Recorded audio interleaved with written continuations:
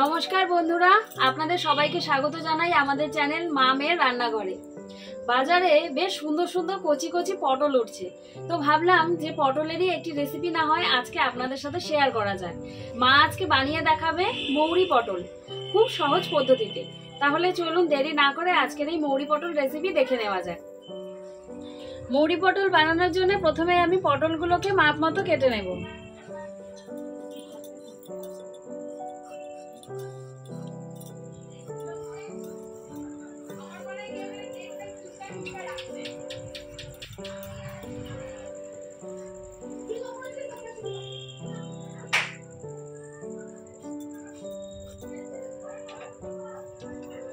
এই যে প্রত্যেকটা পটল আমি এইভাবে করে বেঁকা বেঁকা করে কেটে নেব, তাহলে দেখতে সুন্দর লাগে।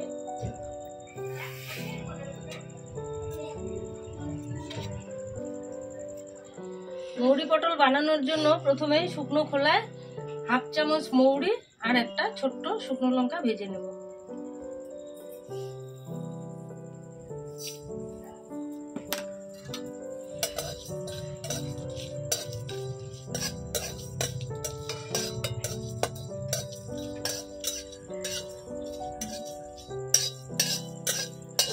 আমার মৌরি ভাজা হয়ে গেছে, নামিয়ে নিচ্ছি।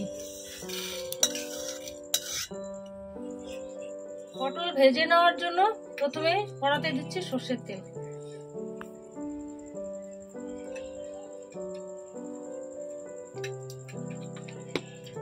ভেজে রাখা মৌরি আর শুকনো লঙ্কা আমি হামানদিস্তায় গুঁড়ো করে নেব।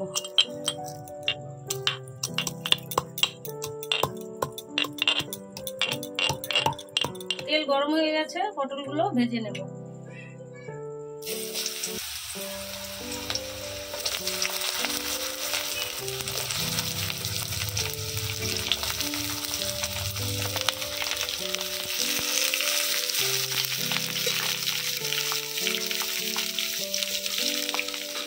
পটল ভাজার মধ্যে ছোট চামচের 1 চামচ দিয়ে দেব নুন।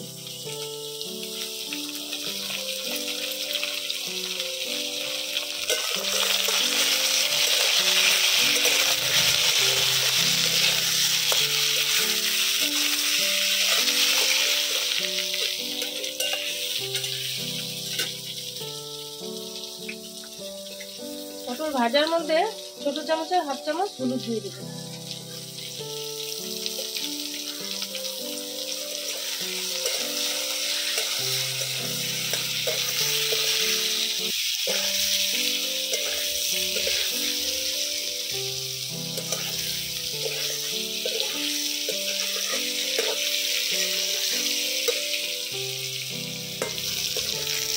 পটল ভাজা হয়ে গেছে, তুলে নিচ্ছি।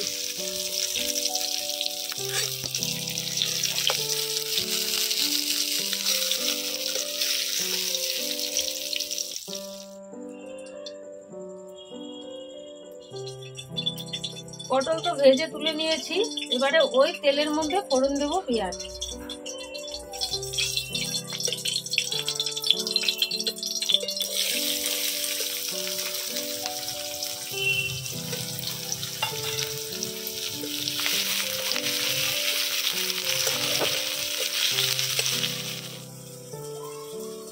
এবারে দেব চেরা কাঁচা লঙ্কা 4টে।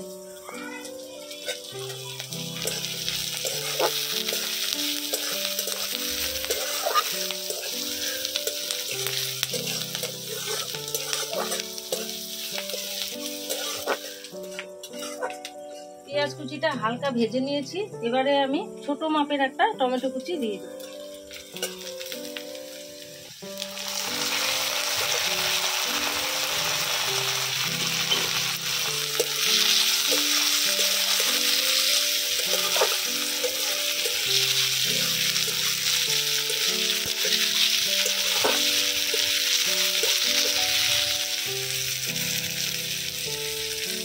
এবারে দিয়ে দিব আদা জিরা বাটা, আমি আগে বেটে রেখেছিলাম।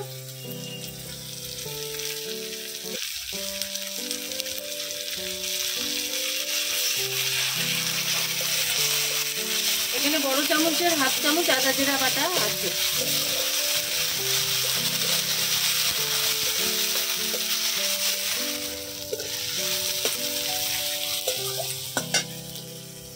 এবারে আমি এর মধ্যে নুন হলুদ দিয়ে দিব। ছোট চামচের 1 চামচ নুন দিয়ে দিব, ছোট চামচের 1/2 চামচ হলুদ গুঁড়ো, ছোট চামচের 1 চামচ ধনে গুঁড়ো।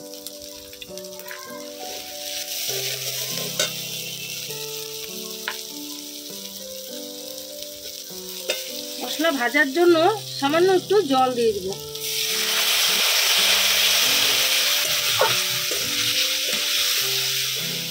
মশলা থেকে তেল ছেড়ে আসছে দেখুন। এবারে আমি ভাজা পটলগুলো দিয়ে দিব।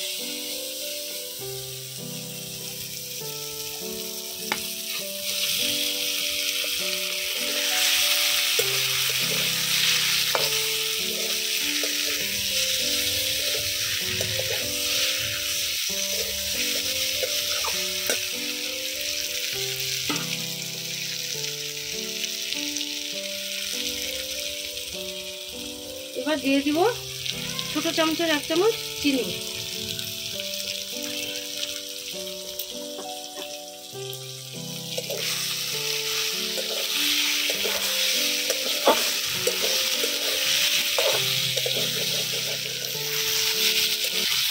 মশলার সঙ্গে পটল ভাজা হয়ে গেছে। এবারে আমি এই 1 বাটি দুধ দিয়ে দিব।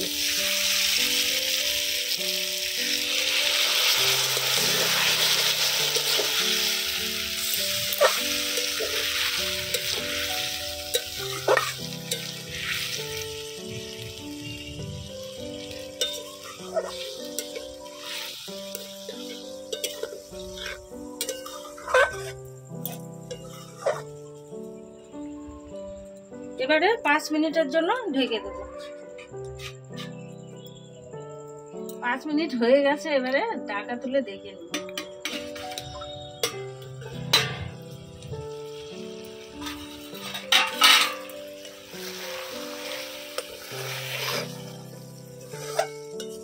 হয়ে গেছে।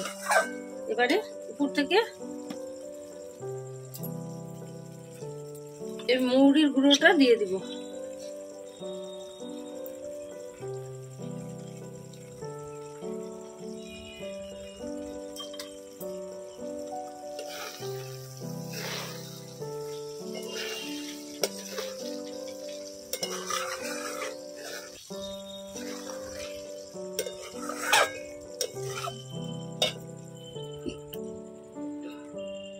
আমার মৌরি পটল হয়ে গেছে, নামিয়ে নিচ্ছি।